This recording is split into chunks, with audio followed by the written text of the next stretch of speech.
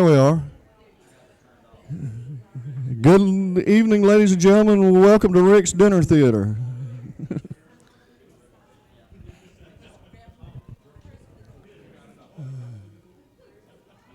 Thank you all for coming out tonight for our February Pickens County GOP meeting. And like we say always, we start with a prayer. Mr. Winchester, would you be so kind?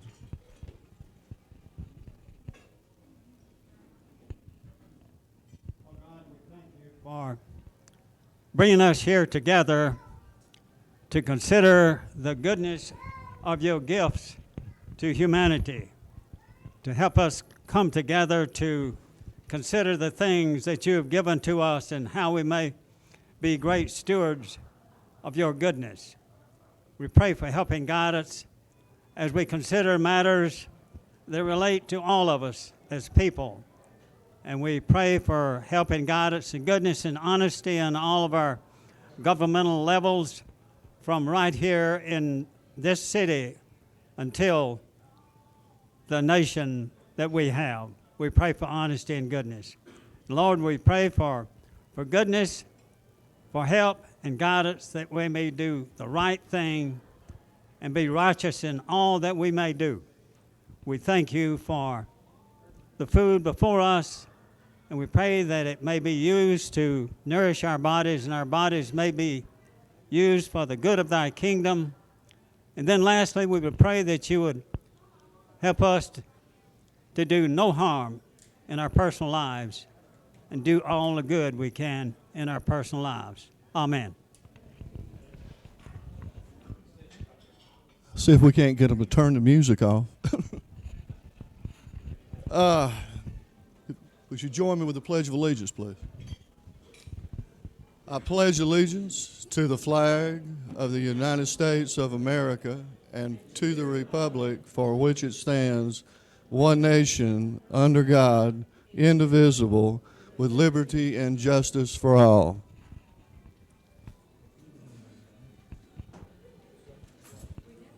Could you maybe kill the music in that speaker? Like turn it off? Yeah, please. Yes, sir. Okay. Could I see a show of hands of all those folks that are ready to go vote for President Trump one more time? Well, this is a Republican Party, and we are behind our president as much as humanly possible. And I would only add one thing to Mr. Winchester's prayer. God, please deliver us from socialism. I got a couple of things. I'll ask you guys a question. I'm going to start doing some candidate forums here at the end of March, hopefully. We've got 2 House seats open. We've got several county council seats. We've got a sheriff's race. And I'm planning to do a forum for each one of those races. Do you have a preference between a Thursday night and on a late Saturday evening, like a 5 o'clock on a Saturday evening or a 7 o'clock on a Thursday?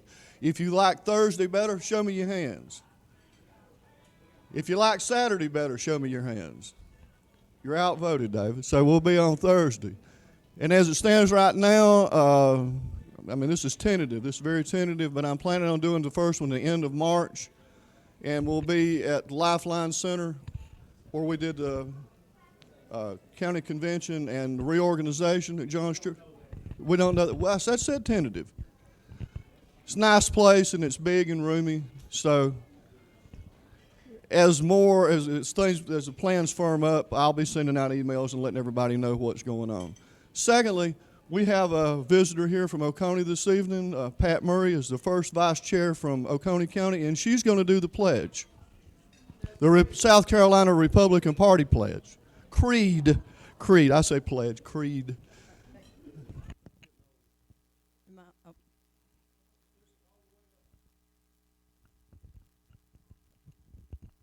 How about that? Okay, great. The South Carolina Republican Creed. I do not choose to be a common man. It is my right to be uncommon. If I can seek opportunity, not security, I want to take the calculated risk to dream and build, to fail and to succeed. I refuse to barter incentive for dough. I prefer the challenges of life to a guaranteed security, the thrill of fulfillment, and the state of calm utopia. I will not trade my freedom for beneficence or my dignity for a handout. I will never cower before any master save my God. It is my heritage to stand erect and proud and unafraid, to think and act for myself, enjoy the benefit of my creations, to face the whole world boldly, and to say, I am a free American. Thank you.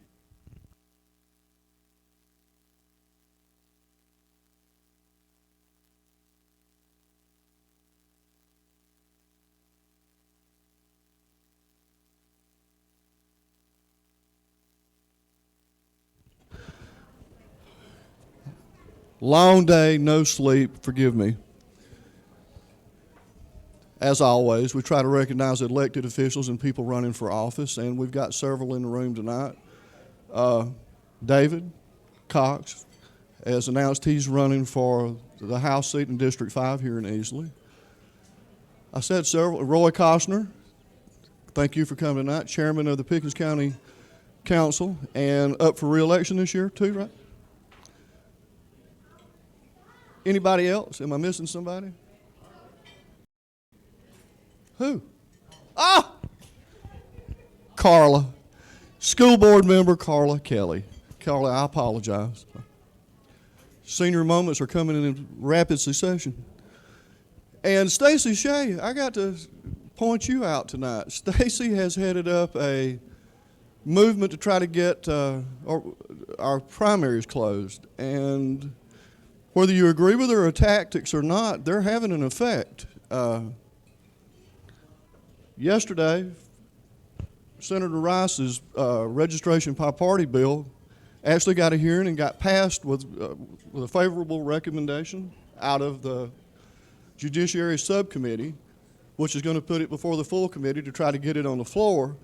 That's never happened before. These bills have been in Columbia for years, but they die in committee. You never hear of them again.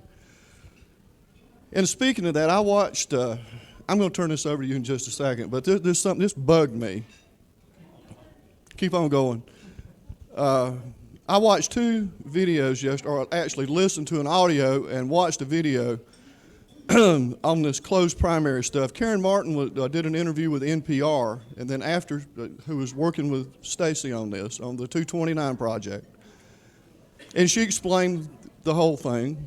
And then they brought on a liberal lady on NPR, no big shock. And then I listened to your hearing yesterday, the video of it, and there was a lady there from League of Women Voters. And the point that both of these ladies made on NPR and in the hearing yesterday, it gets away with me. Their main point is that, like in Pickens County is a perfect example, the Democrat Party is so weak in Pickens County that they don't put a candidate on the ballot. So their theory is because they don't have a candidate, they're being denied, if we don't let them vote in our primary, then they're being disenfranchised and they don't have a voice in the election, because if you win the primary, you win the election. My advice to them is build the Democrat Party and put a Democrat on the ballot. You don't get, because you are failing, you don't get to come and mess in our stuff. This is a private organization. We're picking a Republican to run and a Democrat.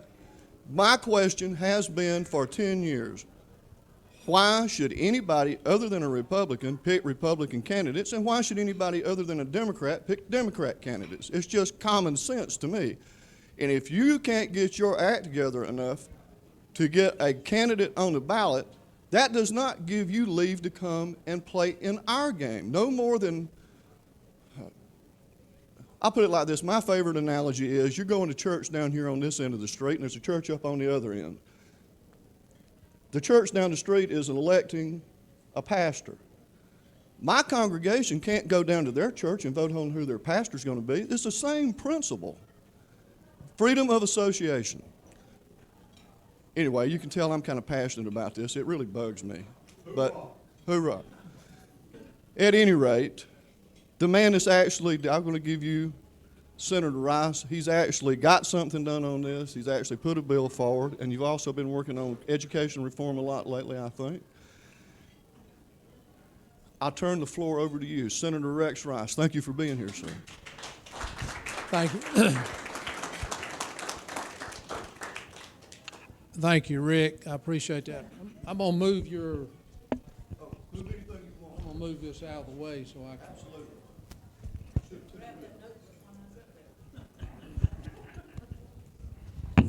I'm gonna open up all my paraphernalia here, and you know, most of you that know me know that I enjoy serving and I enjoy helping people much more than I do public speaking. And so, you know, when I get up here, I get jumping around and shaking and stuff like that. So you just have to put up with me. And I don't hold the mic where it ought to be either. So, but I appreciate everybody coming out tonight. And I asked Rick about a month ago, I said, Rick, I'd like to at least have a couple of minutes at the meeting.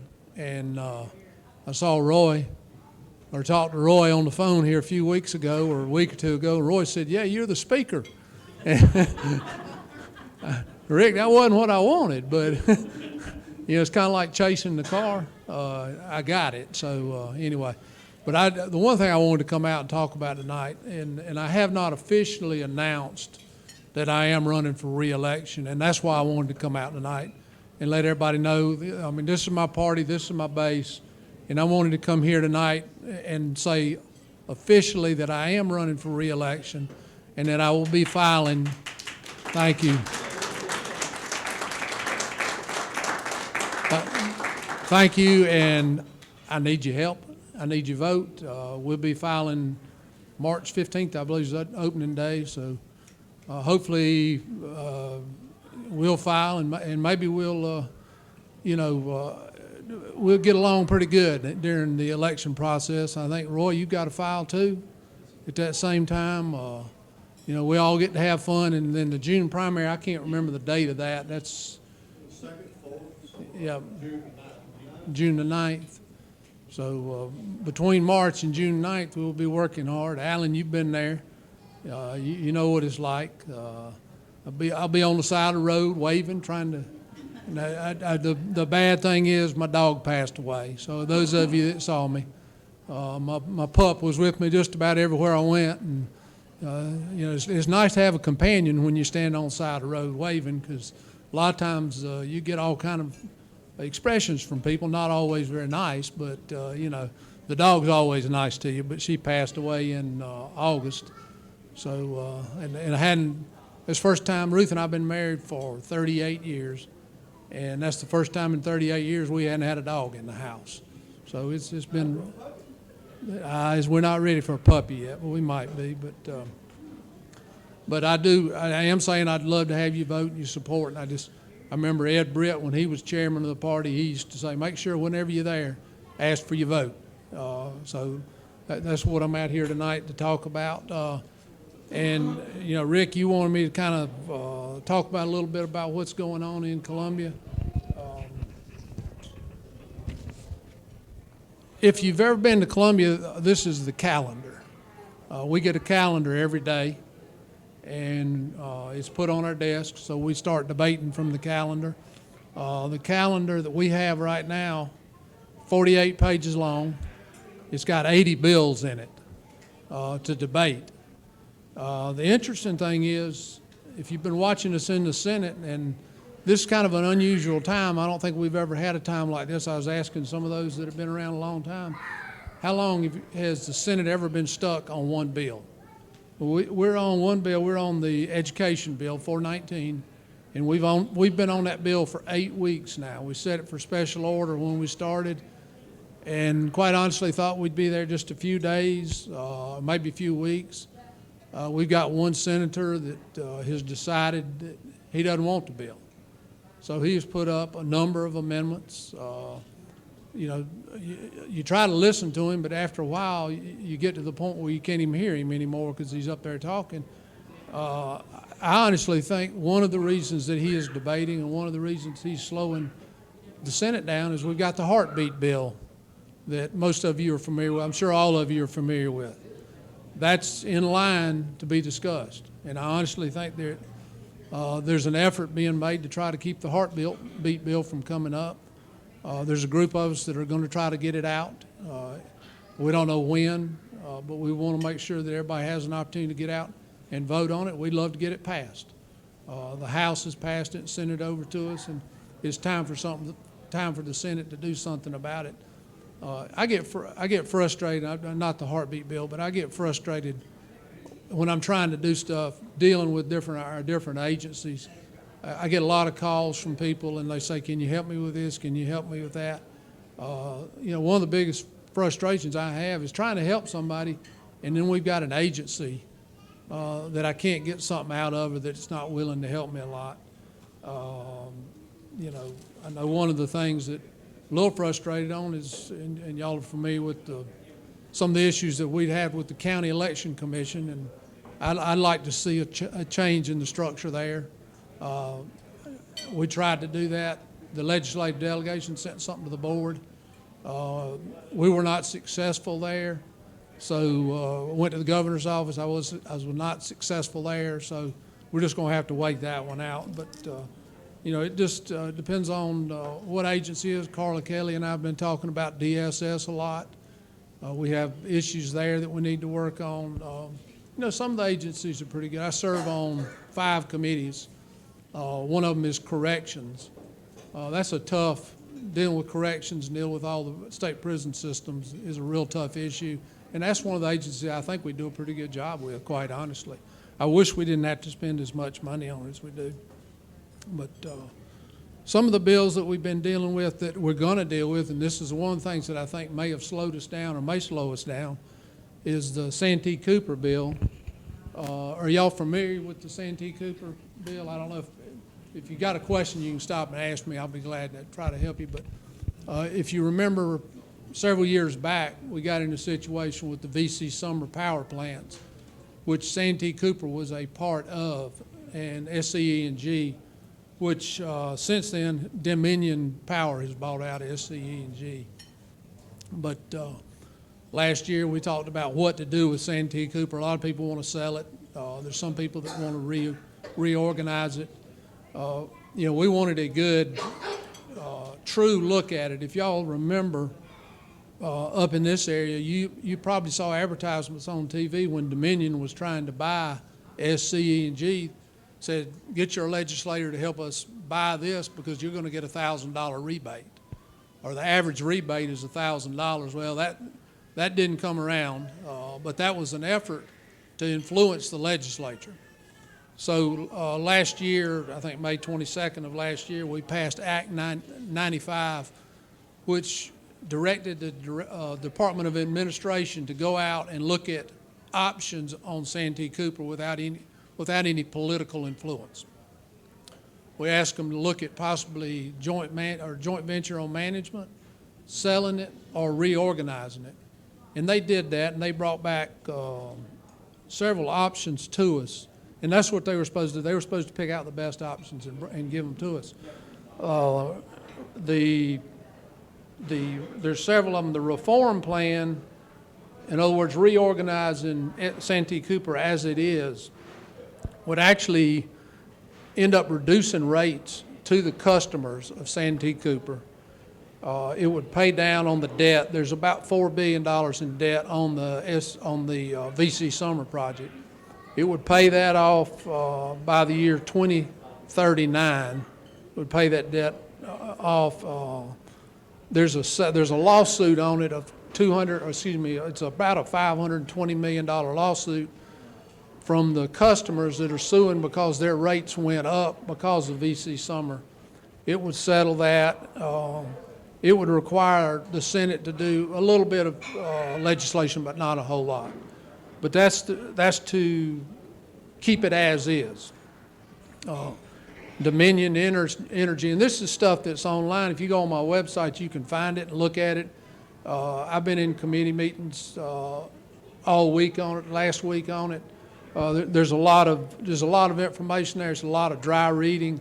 If you want to watch hours and hours of testimony, you can go in the Senate Finance Committee and you can find that in there. But you can also find it on my website. But the next option would be to go out and outsource the management. And that would, Dominion Energy put in a bid on that.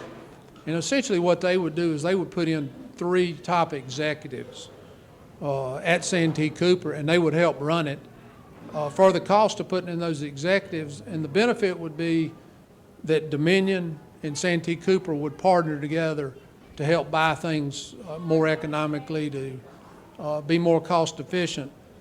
All of the options that we're talking about, they've got a lot of, Santee Cooper's got a lot of coal plants.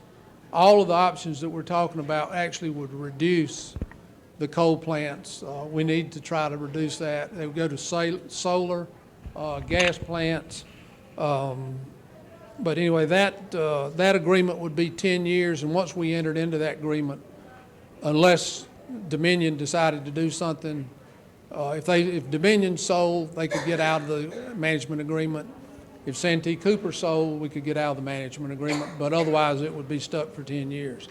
The big one that came back and one of the things we asked for when we were doing this is to make sure that anybody that bid it had to stay within the law. In other words, we weren't going to do any statute changes. NextEra came back and they offered the state $515 million to buy the whole thing. And if you've been down to Santee Cooper, if you know anything about it, there's lakes down there. There's a lot of people have homes down there, resort homes, or I say resort homes. It's a lot of lots on the lake. One of the concerns we have is we're not sure that they valued that property at the level it should. They valued it at a depreciated rate. So there's a lot of value in that we feel like may have been overlooked. They were going to accelerate getting rid of the coal plants, which is a good thing. There's the litigation, the Cook litigation that I mentioned a minute ago. They were going to settle that. That's and this one says $541 million. They're freezing rates for 4 years, but then they're going to jump the rates up after that point. It's about a 20% increase, the way I was looking at on rates for the customers.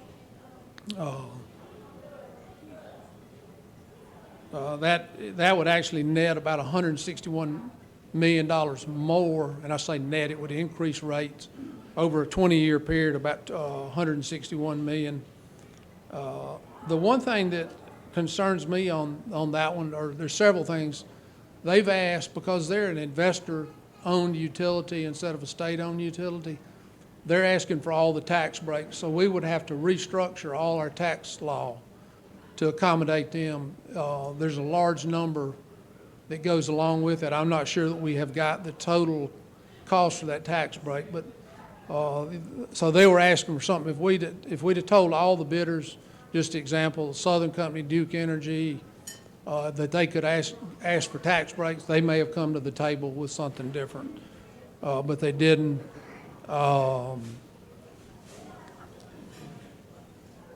There's a lot of liability when you start closing down coal plants. We've all talked about the coal issue here, dumping coal ash here in Pickens County. The liability, if we sold the Santee Cooper to NextEra, then we would still maintain the liabilities. They don't want our liabilities. So I don't know how many dollars worth of liabilities, but I'm not sure $515 million is going to pay for the liabilities or potential liabilities that are out there.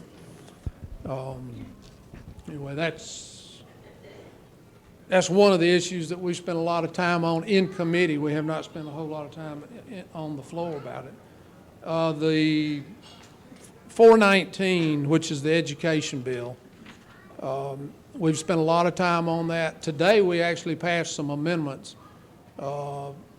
I think it's been several weeks since we passed an amendment because of all the debate. I mean, we've got the senator from Fairfield has pretty much just held the floor and talked. I mean, he's put up different amendments, but he's pretty much spent a lot of our time working. Quite honestly, the guy's a genius because he knows a lot about education. But we just can't find out what he's wanting in the bill. And quite honestly, I think he's just trying to kill the bill. We passed an amendment today that would provide 4K for at-risk children. You know, I think that's important because we've got a lot of at-risk children that if we want to change, the way we live in the future, there's people right now that if you want to break the cycles, you've got to help these kids, help educate them, get them up to snuff on reading. You know, and I mean, I've heard numbers of 30% of our kids at third grade are reading at a third grade level. There's a school in Spartanburg right now that Meeting Street Academy, I believe is the name of it. They've got a lot of low-income kids over there. And I don't know what they're doing, but they've got those kids reading at over 90%. I believe maybe 95% of those kids are reading at third grade level. So that's helping to break the cycle of those that are dependent on the government. One of the big issues in the 419 is the school board takeover.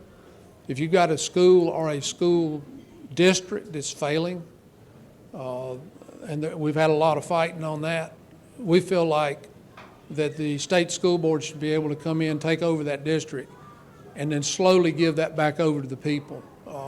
We've done this before, but we've turned it right back over to the same school board, and that school board is turned around and taken that district right back in the ground again. You know, we're really focusing on that third grade reading level. So what can we do to get there? And there's a lot in this bill. This bill's probably 70 pages long right now. So there's a lot of information in there on how to get third grade reading. We're giving life and Palmetto scholarships to those that want to be school teachers. We hear every day about a school teacher shortage. That's one of the incentives we're putting in there. A duty-free time. A lot of teachers say that once they go to school, they don't get a break. We put duty-free time in there to give them at least a 30-minute break away from the away from the kids, away from everything, so they can just have some free time. We're doing test reductions in there. Personal finance for high school students. You know, my daughter talked to me about that the other night, that a lot of kids come out of school, they don't know how to balance a checkbook. They don't know how to deal with interest. They go to the high interest payday loan places. Just let them understand that. I put a provision in there that would require the Department of Education. Now, it was the Legislative Audit Council. We moved it over to the Department of Education, that would require them to look at all federal funding that's coming down and make a determination on how we're spending that money. Are we spending more money to maintain that federal funding than it's worth from the benefits? You know, do we really need that money? Can't we do that on our own? That's what we're looking at, and so we're going to get a report every year by December 31 on how the money's being spent, maintenance and effort, and the effectiveness on that.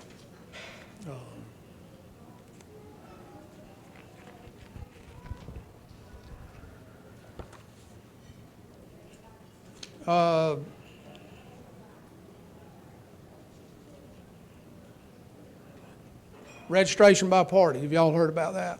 Anybody?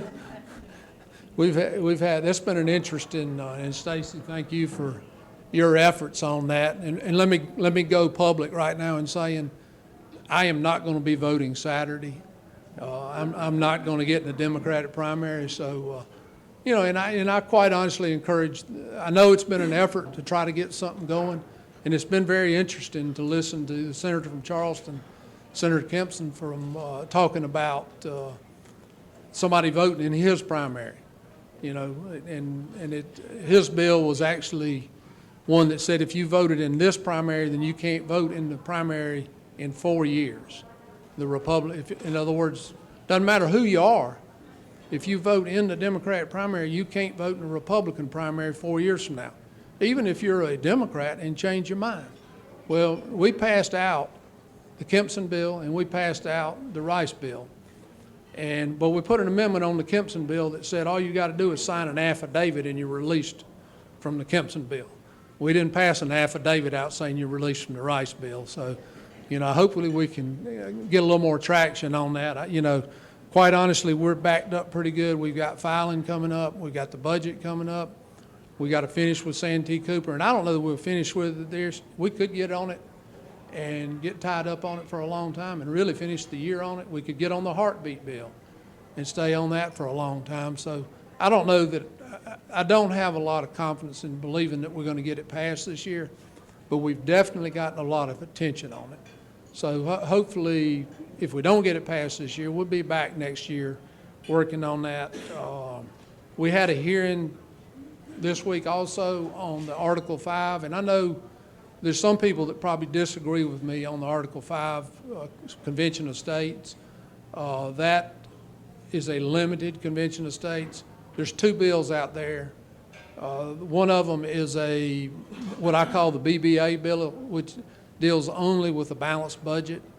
The other one deals with balanced budget, term limits, and I'm gonna use the term federalism. In other words, let's try to stop the federal government from intervening at the state level, because leave us alone. It's dealing with regulations, and it's looking at the federal government and saying, you're spending too much of your effort running our state Department of Education. You're spending too much money, too much federal money getting into our environmental issues, the EPA money.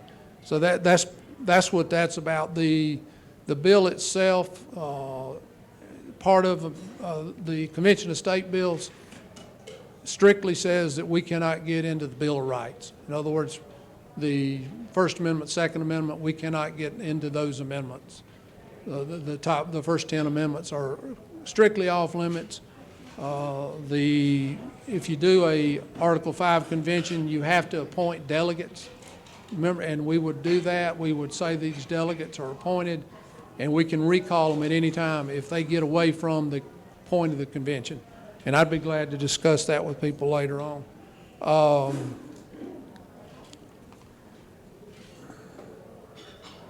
I know one thing that the county's been talking about is road funding. Secretary Hall came up the other day and gave a presentation in Greenville and in Anderson also, talking about the road funding and trying to get the roads up. And they're actually ahead of schedule on a 10-year plan. And I don't have all the information on it, but a penny of fuel tax generates about $35 million.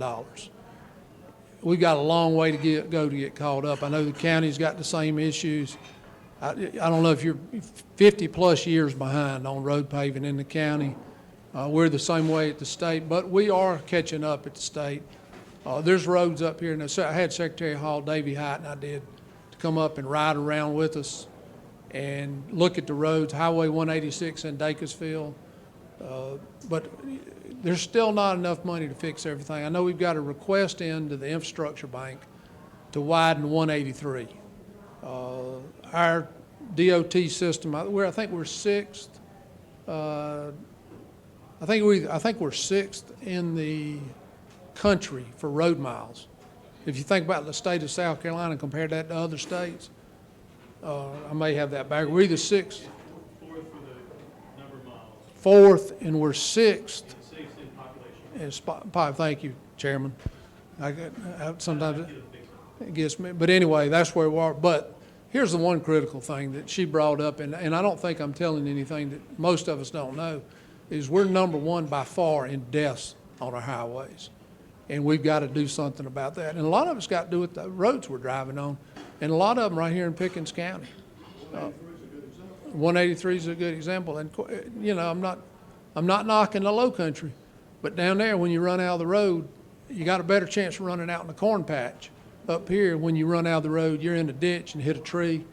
You know, we see deaths every day. We've got to continue an effort and continue pushing our Secretary Hall to try to get more work done in Pickens County. Look, I'm just going to look at a few bills that I've got that I filed. One of them, and I saw a blurb on the news tonight about a situation in Pickens, somebody running from a blue light up there. The bill, I mean, the penalty for running from a blue light is not strong enough, so I've put a bill in there to increase that bill. I do have a term limits bill in that is an Article 5 Convention of States, but if we can get the Convention of States bill passed, that would, and that's federal term limits. You know, I sponsored state term limits at one time. I don't think there's an appetite for that again. I don't have a problem with it, you know, but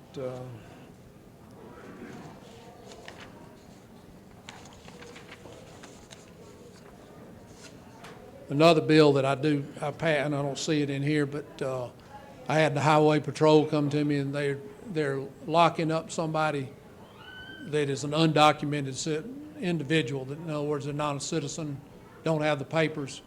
They take them up to the law enforcement center, they lock them up. The judge lets them out on a PR bond, personal recognizance bond.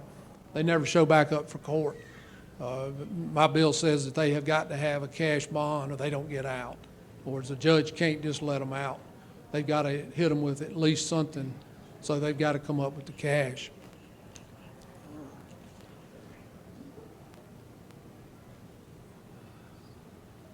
That's kind of a nutshell on what's going on in Columbia, and I mean, I'll be glad.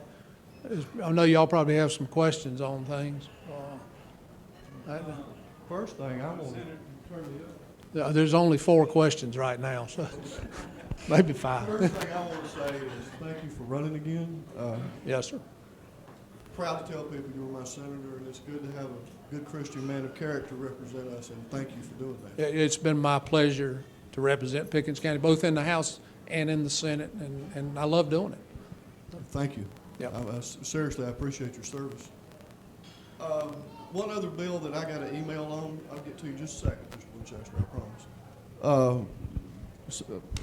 On one of the local social media forums, a guy wanted me to ask you about the concealed carry, I believe it's S-139, and where that's at and where it's going, what you think it might be happening with it. Constitutional carry, I believe. Well, S-139, I'm a sponsor on S-139. It's on the calendar. It's one of these 80 bills that's on the calendar. Quite honestly, and you talk about that, and I don't know who's got their name on that. Probably Senator Kempson, without even looking at the bill in here. I can pull it up and look at it in a minute and confirm that. But you know, he's got that bill stopped because he put his name on it. He's objecting to that bill. Honestly, I don't think, unless we set that for special order, that bill will get passed this year. We'll be back at it again next year. And he's got the option of doing that. Just like I've got the option, I put my name, in other words, I blocked it because I'm against it. There was an effort to put toll roads on all our interstates. And I put my name on that bill to block it. So it's on the calendar too, but it's got my name saying, hey, I object to it. So, you know, he can object to bill.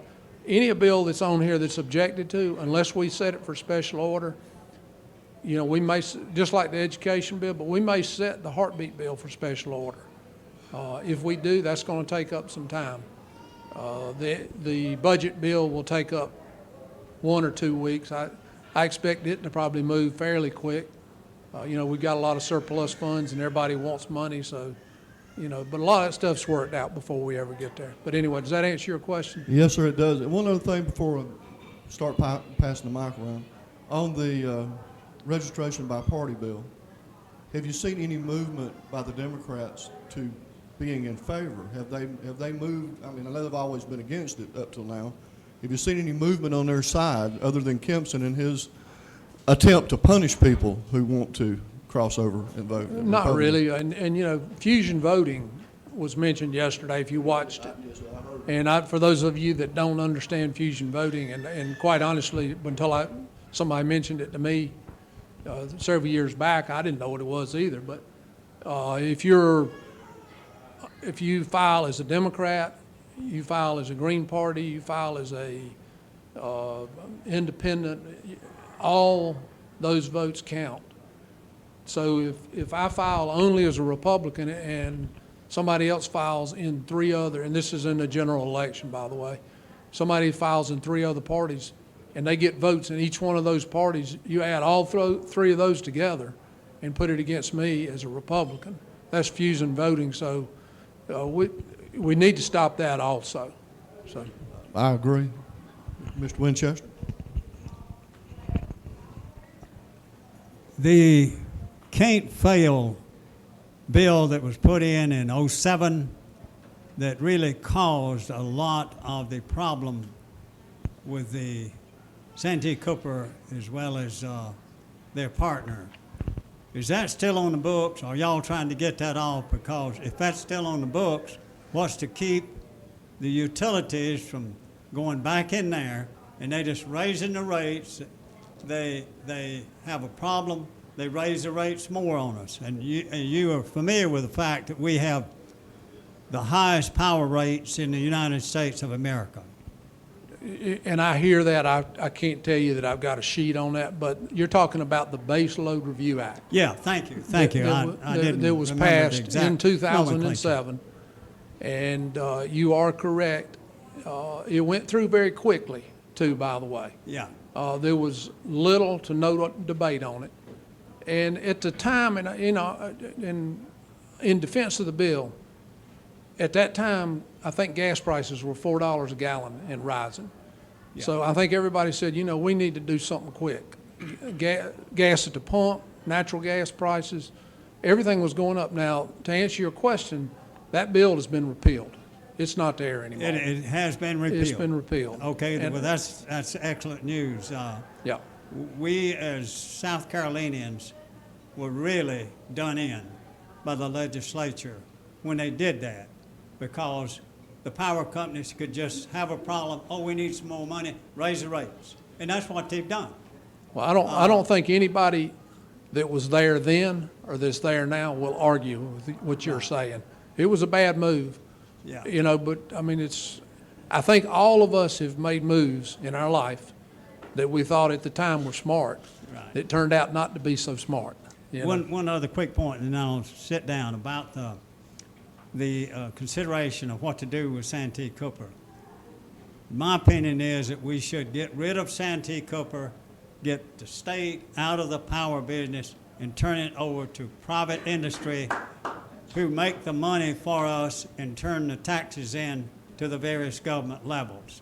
That's what I think should be done. We should get rid of it. If we do this deal that they're going to provide 2 or 3 executives from Dominion to run it, there's nothing clean about that. You can go back and have problems with those coal-fired plants. You still got them. You need to get rid of them and clean it up and get us out of this mess. And I would appreciate you doing all you can in that direction, Ray. I understand there's a number of people that feel that way. There's a number of people that don't feel that way.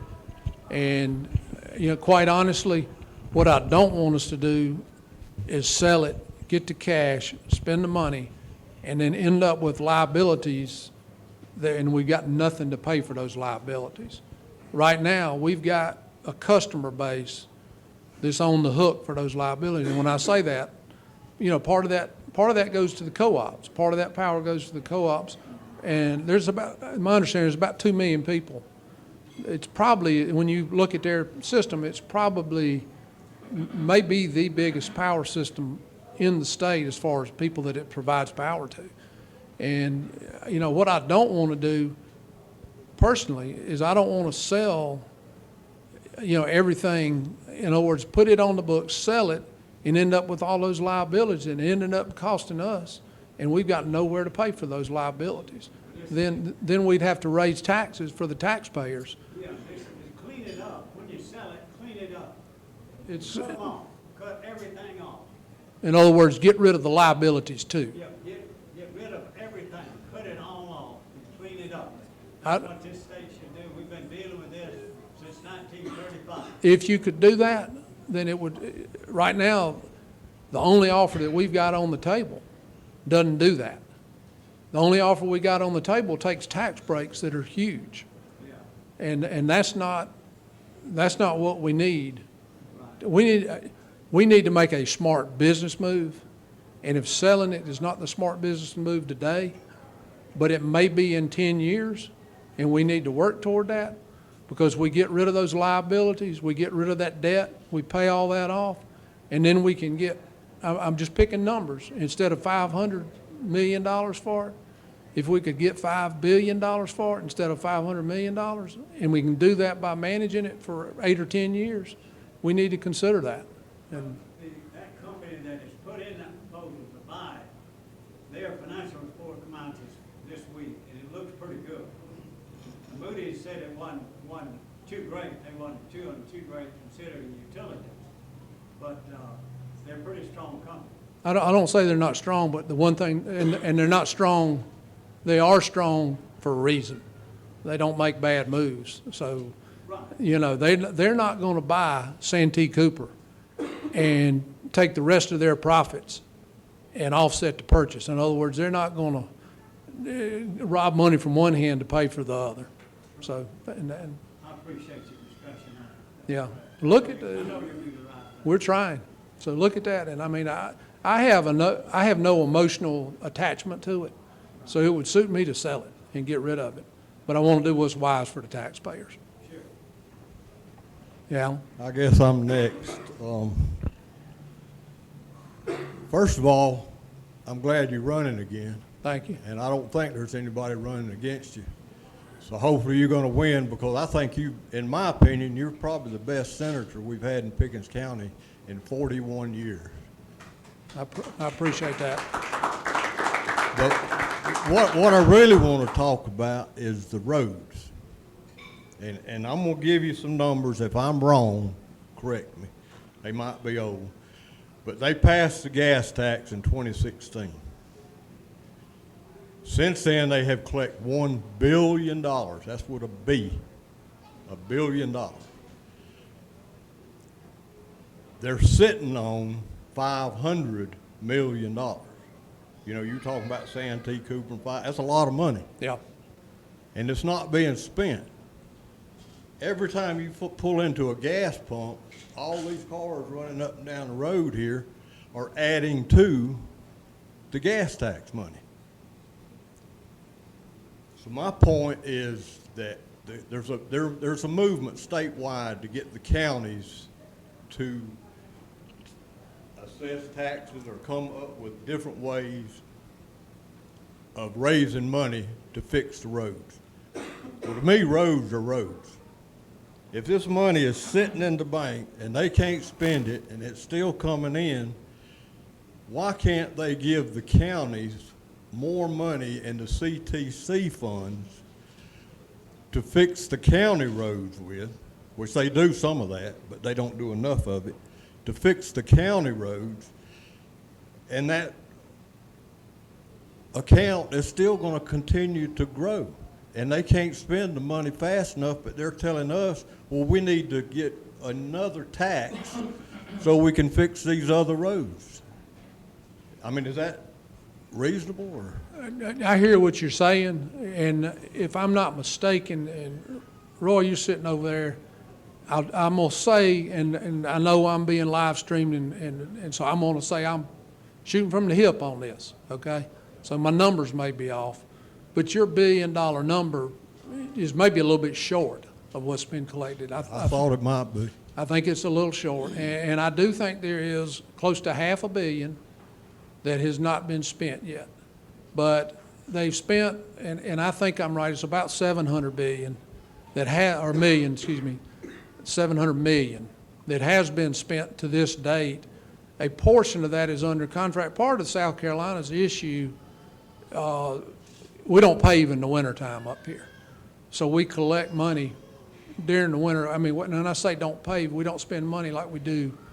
You know, if you're paving in January, February, you're wasting money because you're putting asphalt down that you know is going to come back up. A lot of what we're having to do, and they're spending, I think it's about $300 and something thousand per 2-lane road mile to build these roads. Personally, you can build them for $200,000 or $150,000 paving them, but they're in such bad shape that they're having to go down and rebuild the roads. We're getting ready to do Rock Springs Road up here, and it's right there in front of your house. And when you're going to like it when they do, because they're going to take it back to the dirt and start over. So it's going to be a mess. You're going to have to wash your truck twice a day, keep it clean. But, Once a year now. Anyway, you know, that money, you are correct. There is money in the bank that my understanding is has been committed for and hadn't been spent yet because all those contracts aren't through, including Rock Springs Road. They're not going to get paid in advance for doing that, so a portion of that money is in there. I know it looks like they've got a lot of money, and they do. They just haven't, they've got a contract for it, they just haven't done the work yet. I think that's a lot of what's going on there. I guess my point is that that money is sitting in there and it's still coming in. So if they took $500 million excess that they can't spend right now and said, okay, county, we're going to give you this money, and then they still got more money coming in they got to spend, that would be, and I know every county is not going to get the same amount of money, that would be over $10 million per county if they just use this excess that they've got to distribute it and then let that account start building up again. Well, the concern is, and I'm not going to say it wouldn't build back up. The concern is the counties aren't going to spend that money that fast either. But that money is accounted for, or is contracted out. It just hadn't been paid out yet. A large portion of it. And I'll try to get those numbers. I think the discussion that you and I are having right here, we need to, quite honestly, we need to put all the books on the table and look at it. I'll be glad to do that. It's hard for me to do that in a 5-minute answer. And I understand. It's just the thought that I had. Well, and why raise taxes in the counties when you've got money in the bank? Well, and I don't, and I know the county, and I don't want to speak for the chairman over there, but I think next week y'all are supposed to get some more information. So the numbers the week after next. We've asked for what's an all-in number. In other words, if you look at 684 miles of road, some of them are at 10%, some of them are at 90%. So some of them are going to cost $300-something thousand a mile, and some of them are going to cost $150,000 a mile. We want to know what that number is all in. But you're getting those numbers next week. We're supposed to get this money tonight. And I talked to the chairman, and I've talked to several people, and I've said, I'd like to, once those numbers come in, I want to sit around the table and let's dissect those numbers. Let's not do it in a dog and pony show, to speak of. I want to look at them. And now, back to yours, I think the CTC, and I need to go back and look at my numbers, but they are getting more money than they were getting. And they are going to get some more money. It's just not enough to do everything.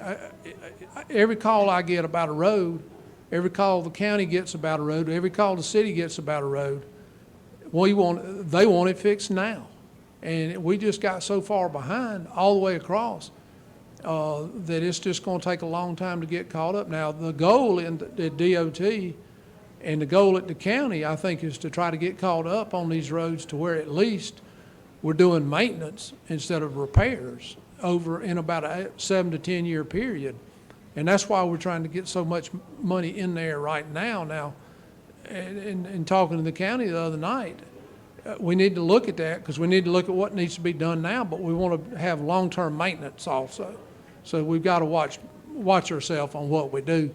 You know, the one thing, the concern I had when the fuel tax was passed is we put so much money in the system that people couldn't get out there and get the work done. And that's exactly what you're talking about right now, is there's $500 million in the bank right now that hadn't been spent because there's not enough people out there to do it. I mean, the contract for Rock Springs has been let, but it's not going to get done till late this year or maybe early next year. But and to that point, if the state can't get contractors, the county's not going to be able to get contractors. But my point is just, and I like what you said, get down a round table and say, what is this going to take to fix it? Because it needs to be fixed. And see if we can't use that surplus instead of doing a tax increases are progressive. And we're not a progressive bunch of people in here. And I think the easy thing to do, and a lot of people say, well, we don't have enough money to raise taxes. I think there may be another answer. Well, I think I agree with what you're saying, but I do think we do need to sit around the table and figure it out. I have one thing I throw in here.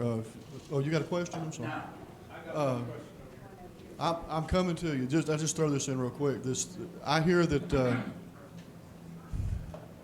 one of the things they're wanting to use the money on is to build I-73, a new interstate. That's not, Going to happen?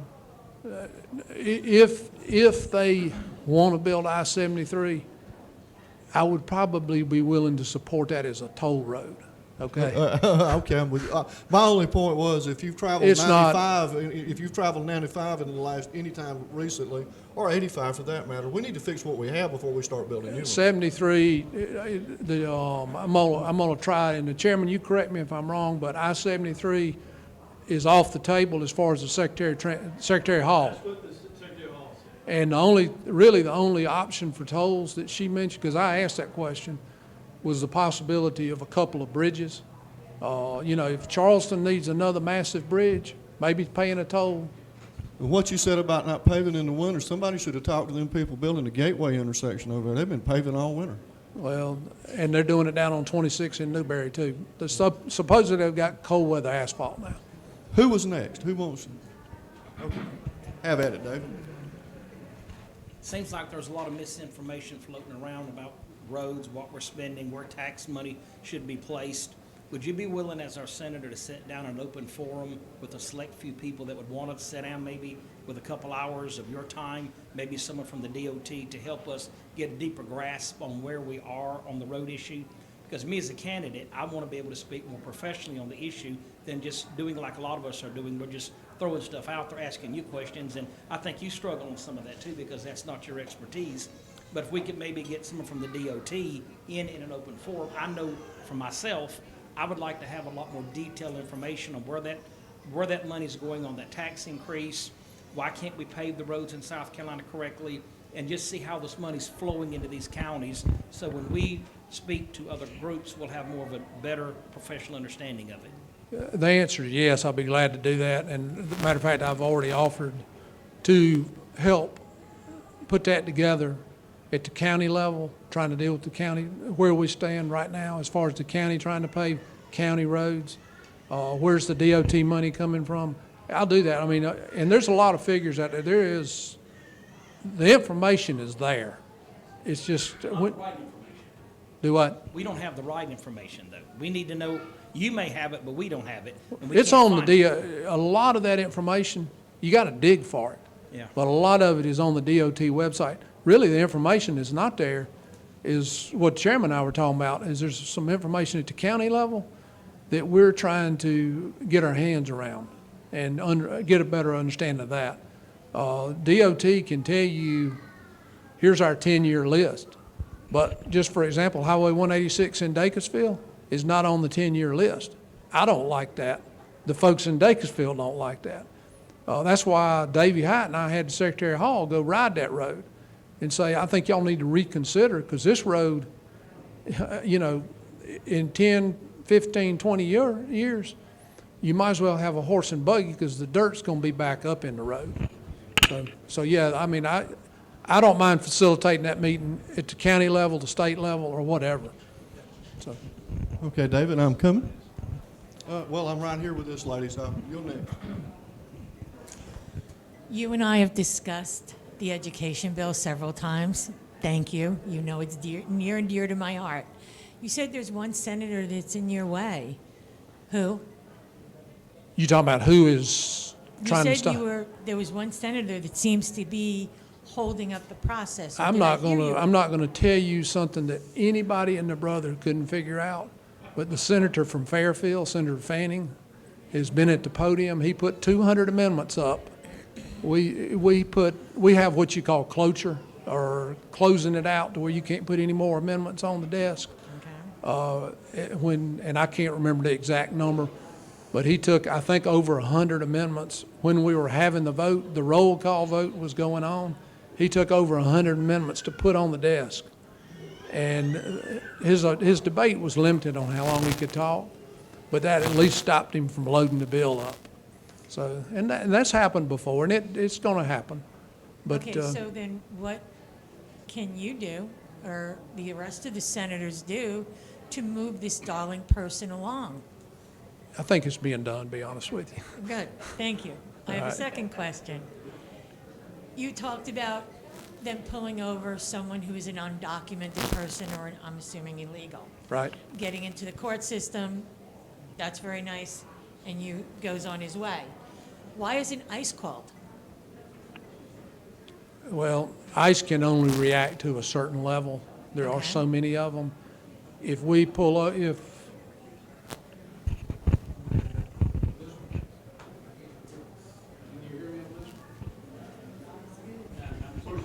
turn it on. How about now? Is that better? All right. There's certain situations that ICE is called. If they get somebody for a speeding ticket, they're not calling ICE.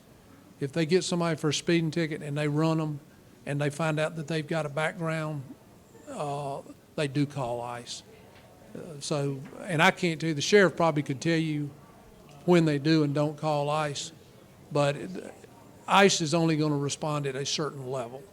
And when I say that, there's, 20 million potential illegals in our country? Higher.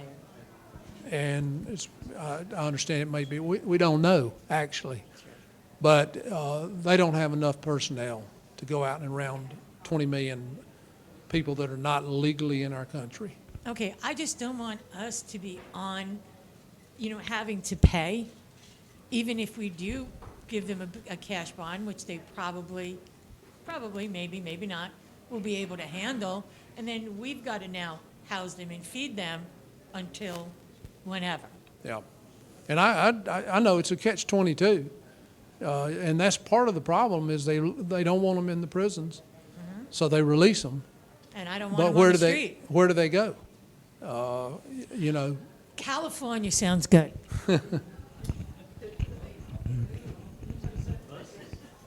Our resident chiropractor. There we go, David. About a year or so ago, I called the county and asked why they couldn't. When I was a kid, they used to come around with convicts and had this big old thing like a cake icer, and they would drip tar and stuff into the cracks. They would maintain the roads. They wouldn't repave them, but they would do maintenance on them. The county talked to me like I was an idiot. I seen this with my own eyes when I was a kid, and I told them such. Now, 2 weeks later, they're on Brushy Creek Road, SC-GOP, with a guy blowing the crack out in front and another guy coming behind him blowing tar and stuff into the crack. So Brushy Creek Road was not repaved, but just maintained or something. And I don't see why, preventive maintenance, that's what keeps stuff going. I'm a mechanic guy.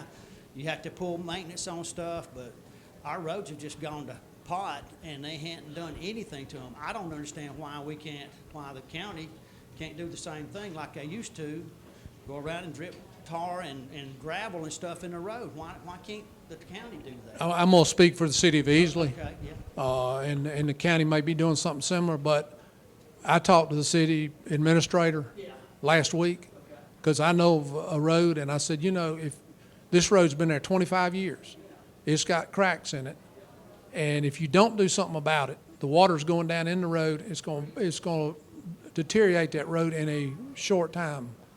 If you seal those cracks, you'll buy another 10 or 12 years on that road. The city of Easley informed me that they had just bought a crack seal machine and that they are going to start doing that. So people are starting to look at that. DOT is looking at that, and some of the maintenance that they're doing on the road is they're doing a kind of a slurry. You may have seen some of that.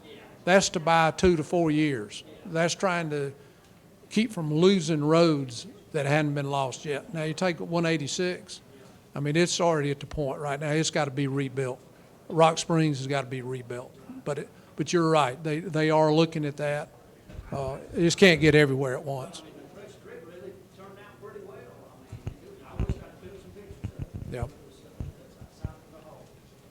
I'm, I was going to say, I apologize if somebody told me that that's not true, because I'm pretty sure, it's called staking, or I don't know what it's called, but the county does have the ability to do that.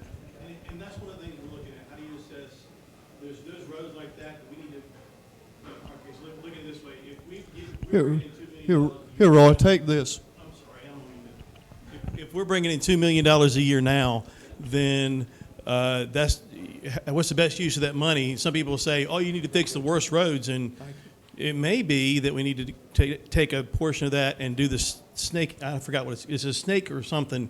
It looks like snakes on the road when you're going.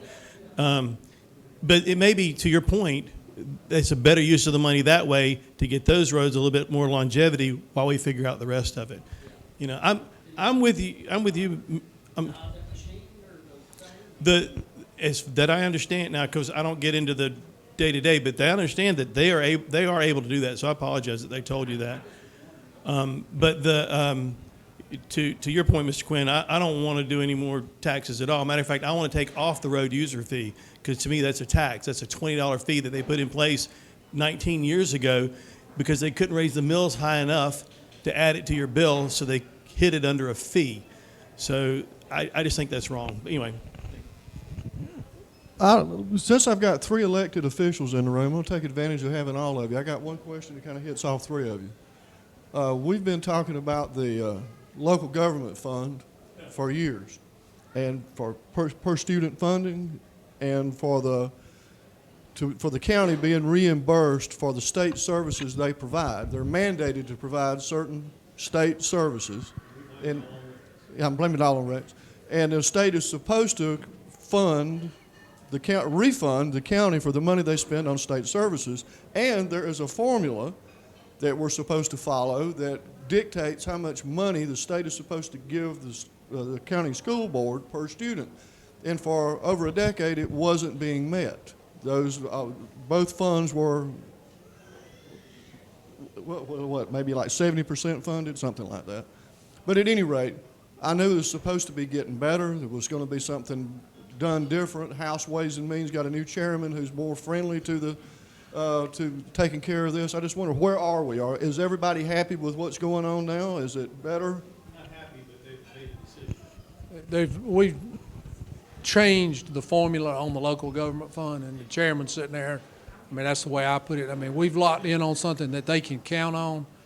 They know where they are, and I think we've got up to a 5% increase. It's based on cost. It's not cost of living, but it's like a cost. I don't know what that's called, but there's an increase year over year, but it's locked in at a specific rate. So you can plan. So that we can plan. My only concern, which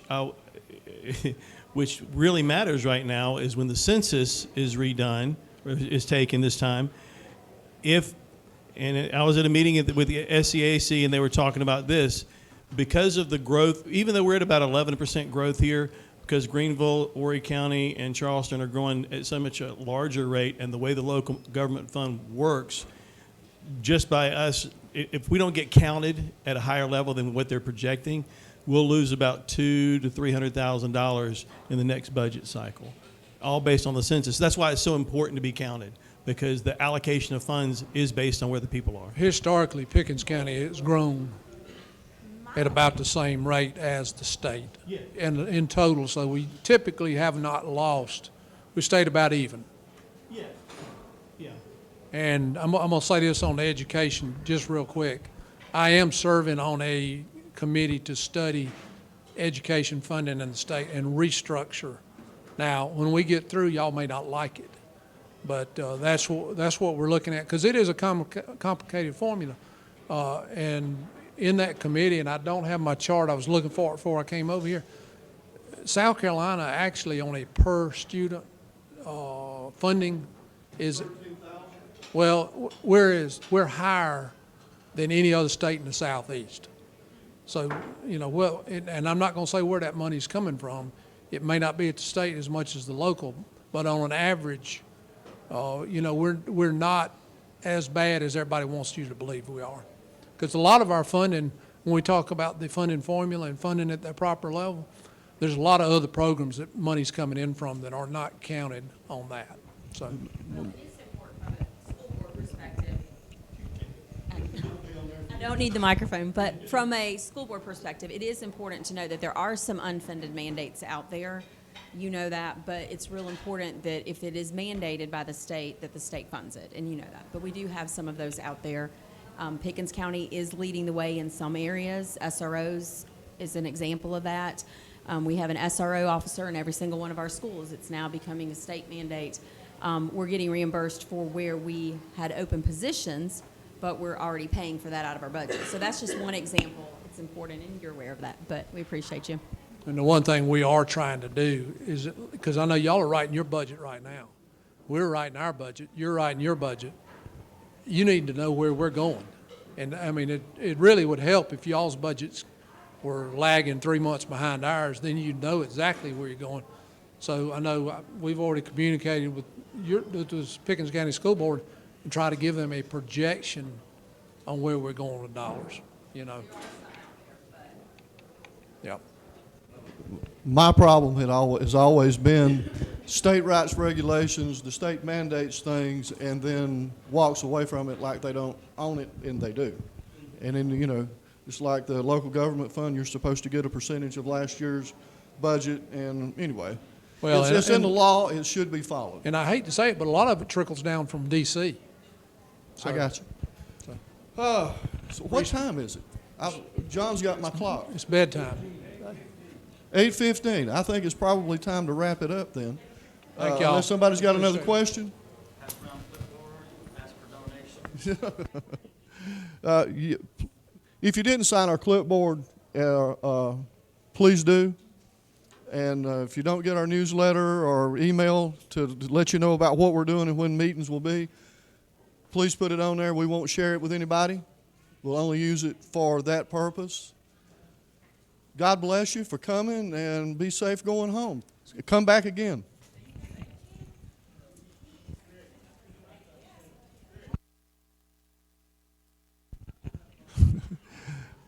This is the part that I don't like to do, but they make me.